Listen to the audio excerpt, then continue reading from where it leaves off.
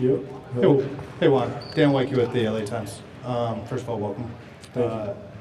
I'm curious, from the way your year ended last year in Boston, being able to celebrate to this point, kind of, how did you use that experience? How did it inform your decision making? First of all, to be here, and then secondly, like, what's it going to take for this team to kind of get you back to that position?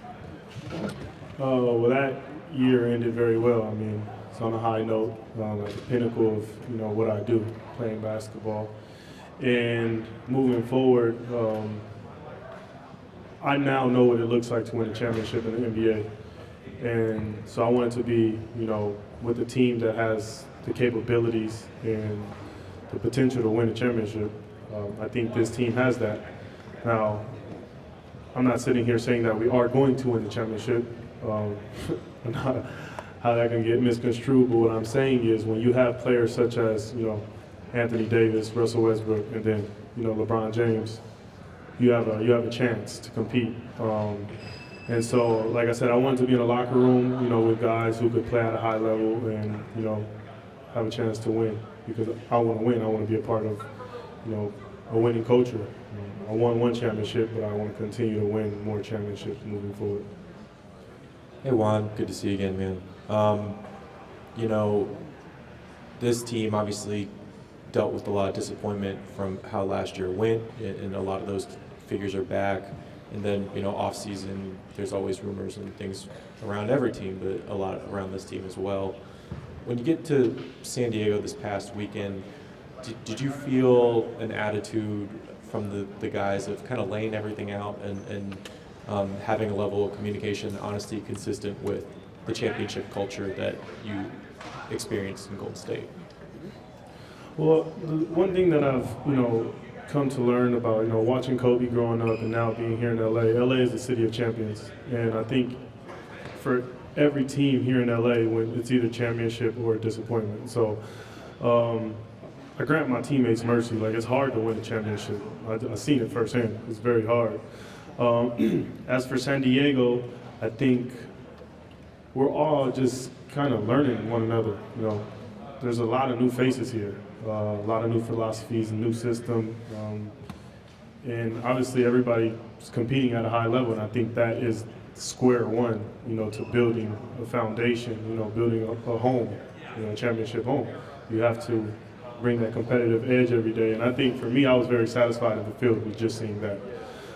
Because like I said, that is the very beginning of everything else. The game itself, preparation for a game plans, system, plays, et cetera, that comes moving forward. But the first thing that you have to be able to do is come out there and compete and, be open to learning and, the camaraderie. And I feel like that's what we did this past weekend. We learned, we built camaraderie, and we'll see how that stuff can, propel us to the next level. Hey Juan, over here. Do you feel like that there's a chance here to show things that maybe you weren't able to show in Golden State, and feels like there's open spots with starting lineup, with just the rotation overall? Do you feel like you can kind of show that expanded skill set and versatility that you obviously have? Yeah, well, I want to tread lightly when I answer that question, because I don't believe I was hindered in Golden State. I think the difference between here and Golden State is that there are a lot of new faces here. There's pretty much the whole roster, more or less, is new. And so we're all trying to figure it out and, figure out where we get in. The thing about Golden State is Klay Thompson has been there 10 years. When Klay Thompson comes back, it doesn't matter who's there. You have to move out of the way. They have guys who have longevity there. They have a culture there. And I think that was the difference. So it didn't really matter how well I was or was not playing. When Klay Thompson came back, we all knew what the deal was. And so it is what it is. That's the way of this game. Sometimes you get in situations where things like that happen. Still won a championship. I'm very satisfied with the way my season went last year. But moving forward to here, like I said, it's new faces, new opportunity, a bit of an unknown. From all the guys coming in, trying to find a niche on this team, and so I think that is to my advantage, because we're all starting, from square one. We all have the same opportunity, as opposed to me competing with a guy who's three-time champion who's been there for 10 years. I mean, I'm not going to win that battle. So, and it wasn't a battle. You know, Clay is Clay. Like, he deserves that spot. So I don't think I was hindered there, but I do think there is a bit more opportunity here with the Lakers, you know, seeing the makeup of our roster this year. Juan, Dave McMenamin from ESPN, good to see you.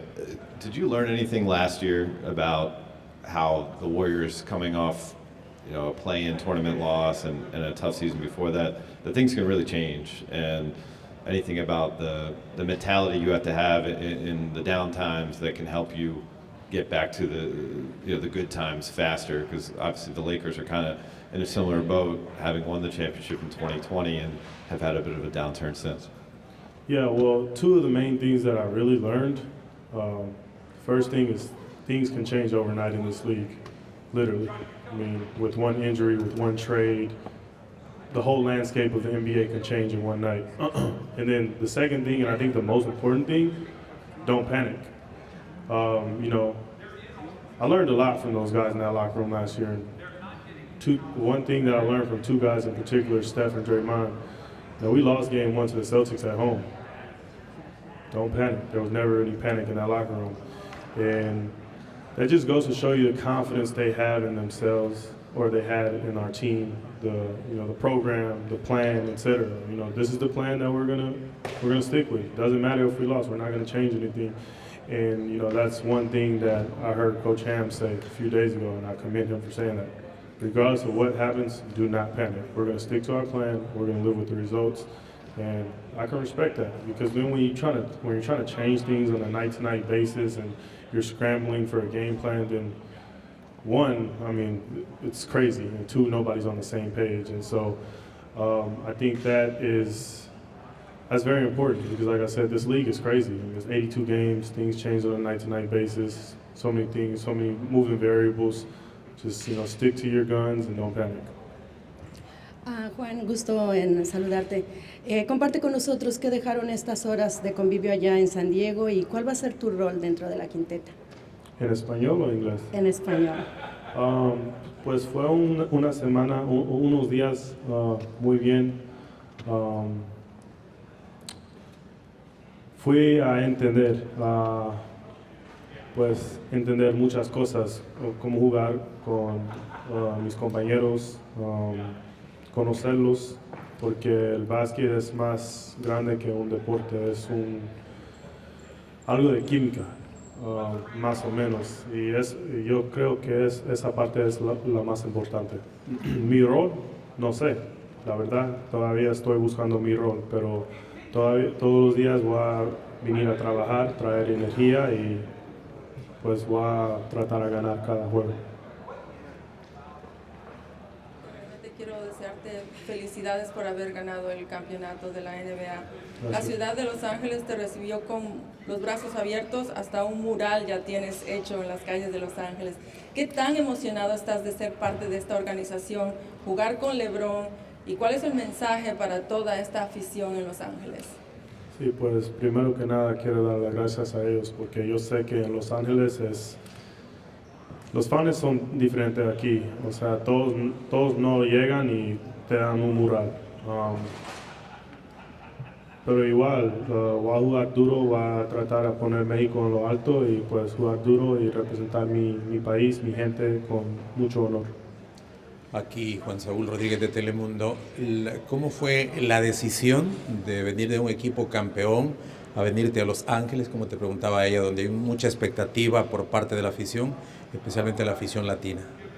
Sí, pues fue una decisión muy fácil porque, pues como dijo, Los Ángeles es diferente.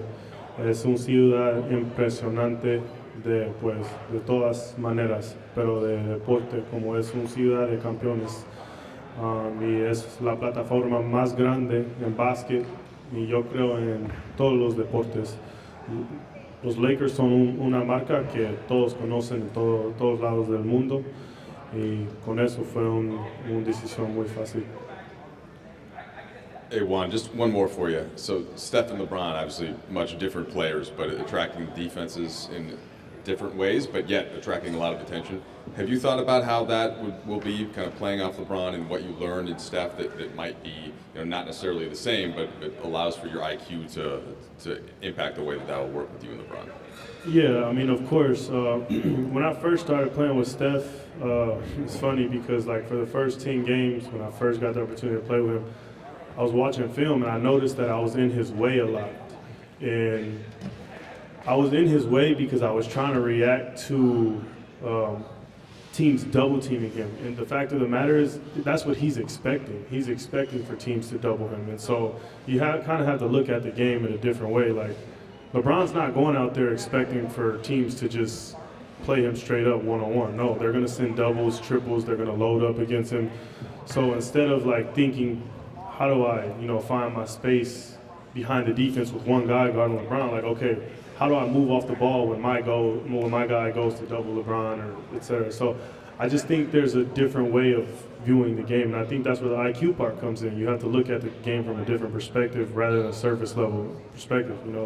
Like I said, I was looking at it from a surface level perspective, and I saw that I was in his way more often than not. And once I started to read the defense a bit differently, then I had a really good year. This was 2 years ago, like I said, when I first started to play with him, but LeBron's the same. Like, I played against him. I know what our game plan was for LeBron. Like, load up, double him. When he gets to his spots, like, we're sending the double team regardless. And I think he knows that's coming. So just a bunch of film, seeing how guys are guarding him, seeing, what teams' defensive schemes are, and just finding my spots, finding open spaces. I mean, basketball is a very complex sport, but it's also very simple at the same time. And just make plays, knock down open shots, and find your angles and your spaces.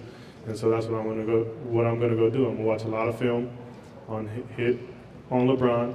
I'm gonna watch a lot of film on guys who he's played with that are similar to my style of play, and see who thrived, who didn't, why did they thrive, why did they not thrive, and how can I make his job easier? How can I make our team better? How can I put our team in a better position to succeed and win games? Thank you, guys.